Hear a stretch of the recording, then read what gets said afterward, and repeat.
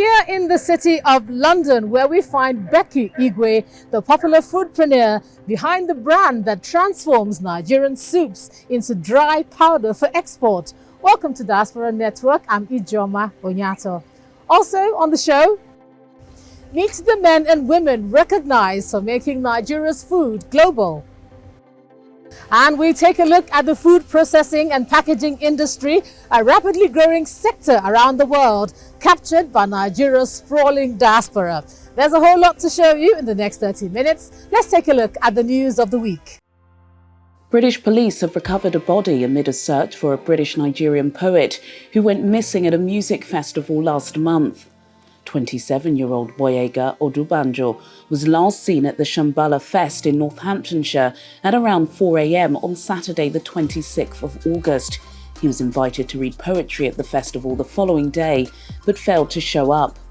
Boyega, who was raised in East London, was studying for a PhD in creative writing at the University of Hertfordshire and was praised by many for this spoken word. In a statement, the police said his body was found in the early hours of Thursday the 31st of August after a specialised search of the area. The cause of death is yet to be confirmed. A detective chief inspector on the case has said that while formal identification is yet to take place, the man's family has been informed and is being supported by specially trained officers.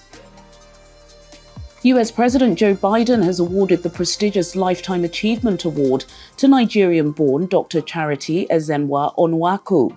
She's the founder and president of the non-profit financial empowerment platforms Wealthy Gen and Financial Empowerment for Young Adults.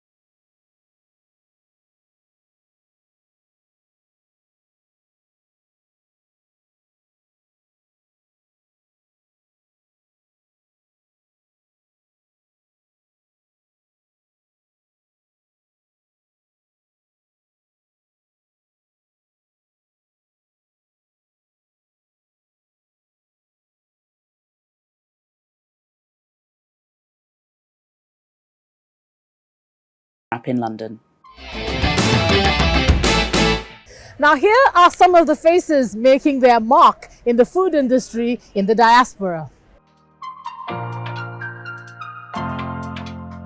Nigerian couple Olusegun and Oyetola Akonde both studied chemical engineering, but driven by their passion to provide Nigerians in diaspora with access to their local food, they founded Samis Online, an Afro-Caribbean retail and e-commerce food business in 2019.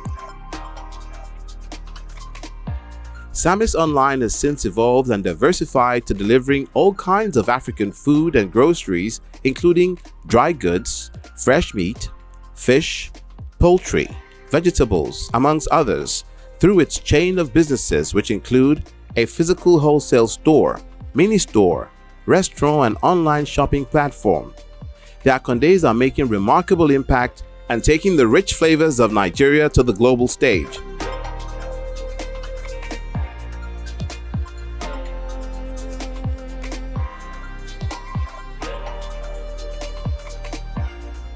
Mom of four beautiful children and pharmacist Amanda Okafor founded OC Africa, an online Nigerian grocery store that provides authentic Nigerian food products in the US. OC Africa, an Igbo term which means from Africa, deals in African food condiments, spices, and authentic African food ingredients. The brand is driven by its desire to satisfy customers on the lookout for quality African food ingredients and convenient shopping experience.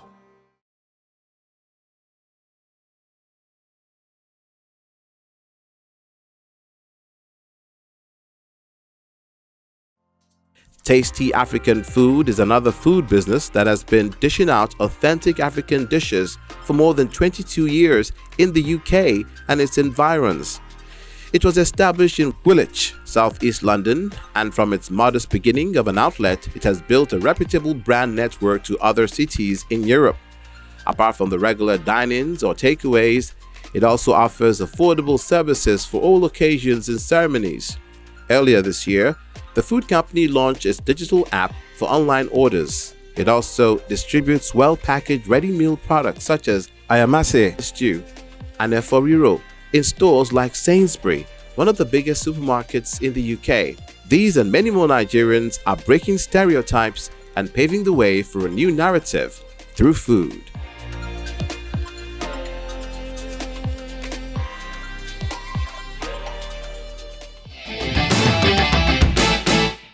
That's impressive. Now here's what we found about the earning potential of packaging and preserving indigenous foods in the diaspora. About a decade ago, locally made cuisine was one of the many cravings of Nigerians in the diaspora.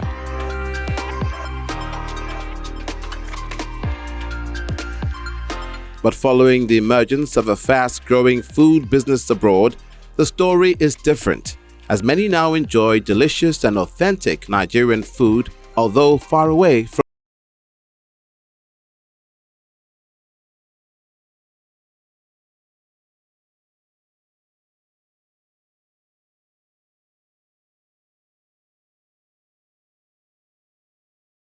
countries like the UK, US, UAE, Canada, and Germany.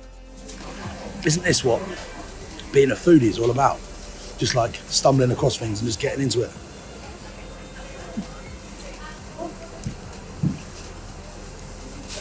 Well, we're out the traps. The rice is good. Let's try. Oh, okay. Whoa. Well, I've had goat on the page a few times, haven't we, Jess? Yeah, not many, but A few times.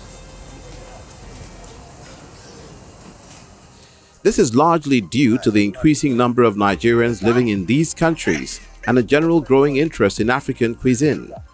This demand has further expanded the culinary sector, with many successes recorded in this regard. And then I want to have fufu with the igusi. So, because it's just, everyone's been talking about this, and I want to see if the hype is real. So this is the fufu. Doughy texture that I love. So we're gonna have some of the fufu with the sauce. Put it with the, oh, wow, man. These food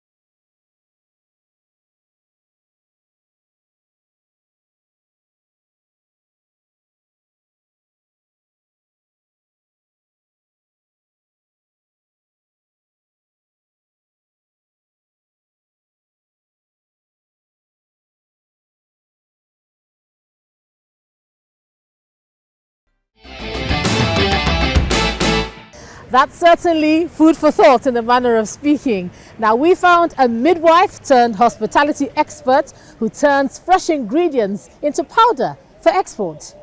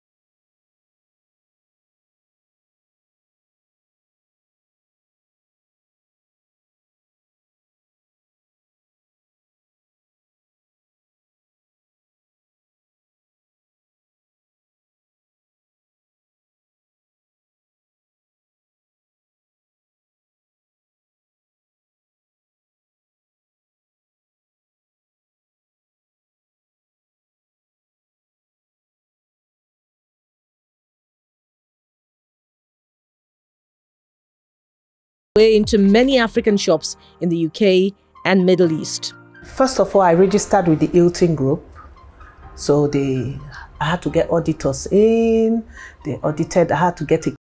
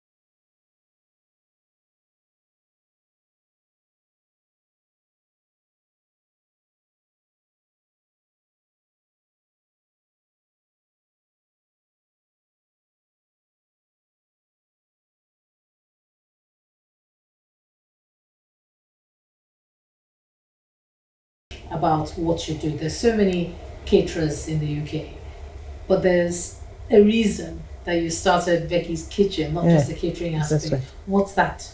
Okay, I always tell people, always be there to serve. And always, when you look out for the gap, don't just take on the gap. You need to give a service. Service is always very important.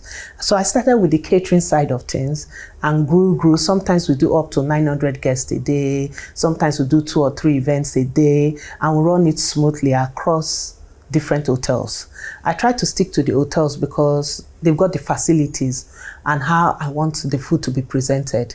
So work with my staff, work with the venue, and the guests are happy. And recommendations, social media, and then COVID hit. Just when you're thinking, okay, I'm doing very well, we've done very well, let's give support to other African caterers.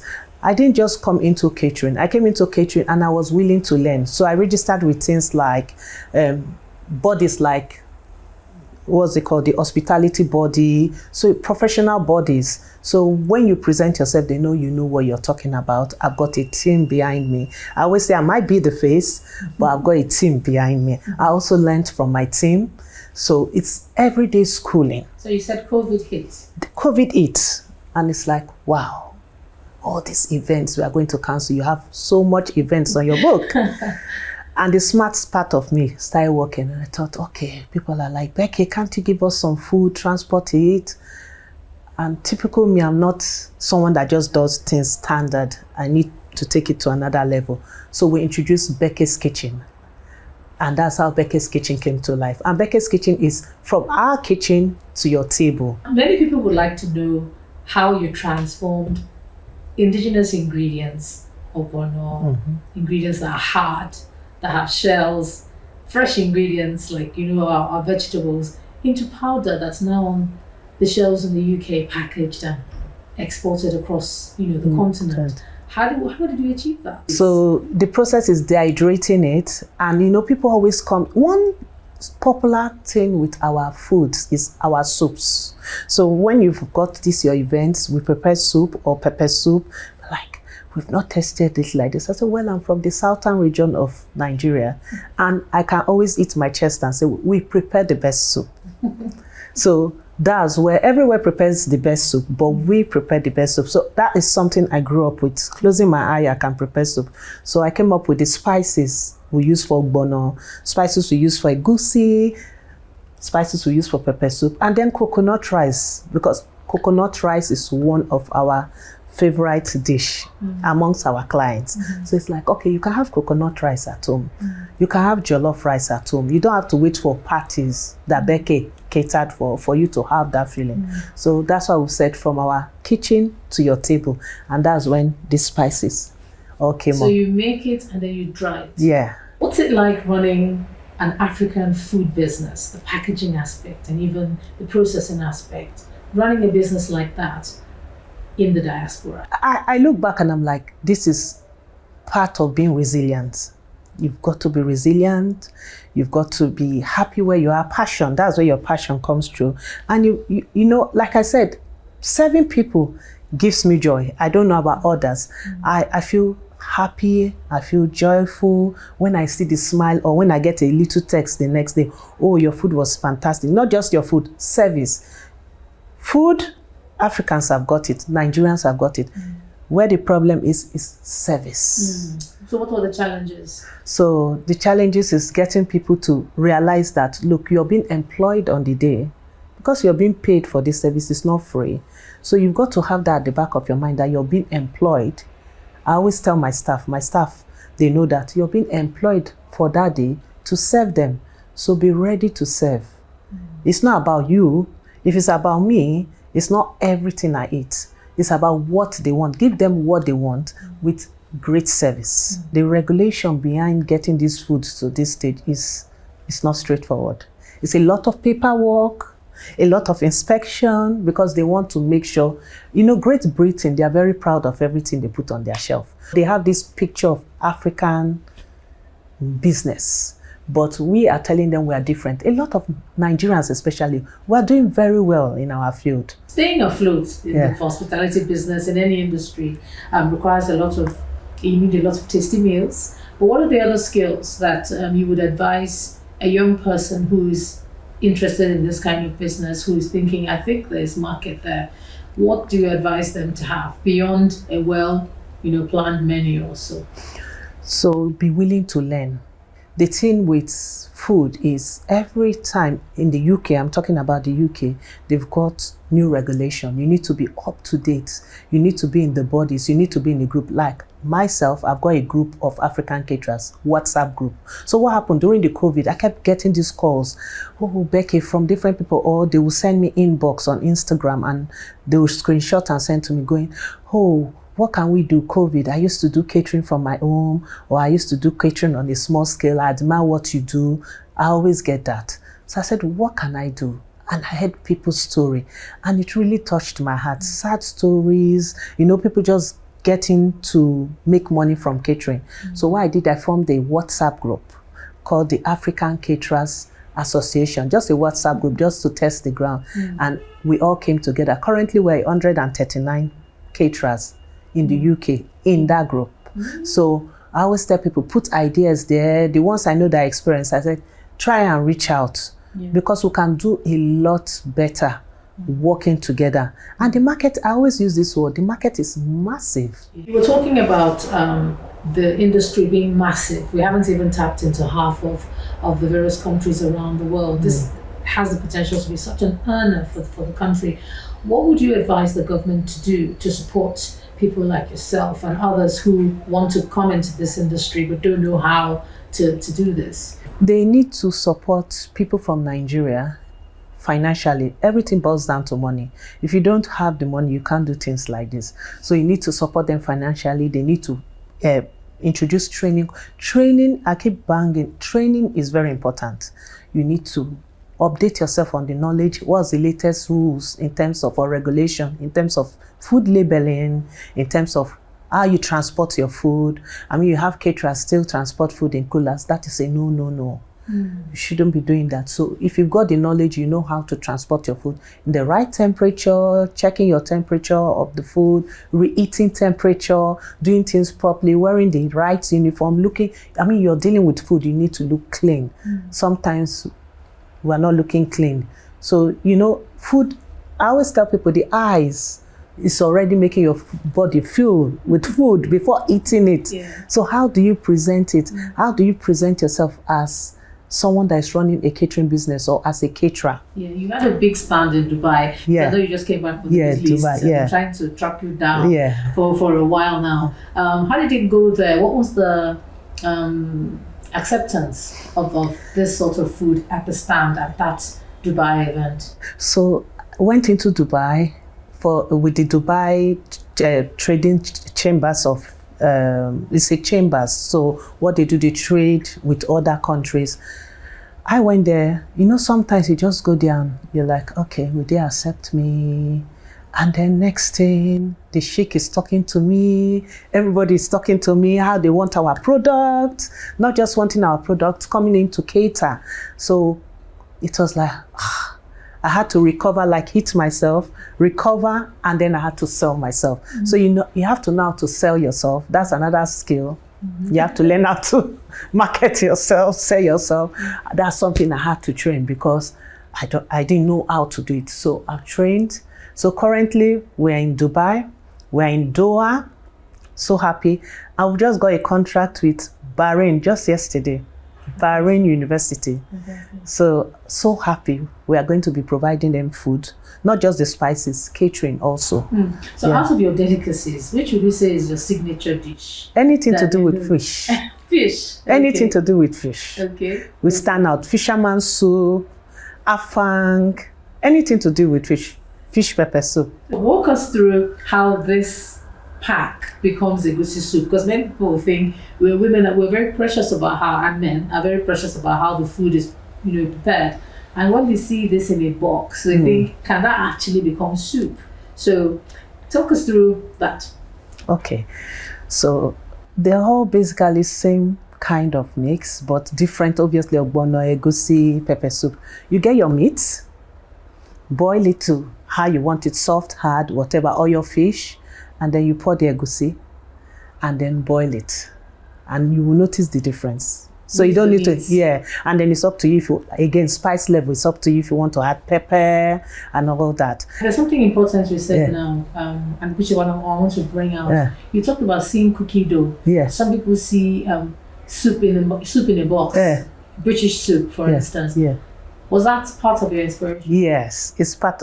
Thank you for bringing it out. It's part. I'm thinking, okay, if they can do chicken soup, mushroom soup, we can do Nigerian soups. It's just that with the Nigerians, we are food proud. I've noticed that you hear people criticize you no matter how you try. If you like, use the best ingredient. Over the years, I've learned to ignore that. And what I always say, not in a rude way, I say, the taste is in the pudding. And if you can transform your skills, God has said is bless the work of our hands. So if you can transform your skills, the blessed work of your hands, for people to trust you enough to give you money to do their events, then you can talk. All right. Igwe, thank you so much for joining us. Thank you. Well done. Thank you. We're going to look out for you as we move ahead. Thank you, Jay. Thank you so much, Channels TV. Thank you. Now that's an example of finding a successful niche while staying true to one's heritage. And that's the show. You can catch other episodes of Diaspora Network on our website. I'm Ijeoma Onyato. Let's do this again some other time.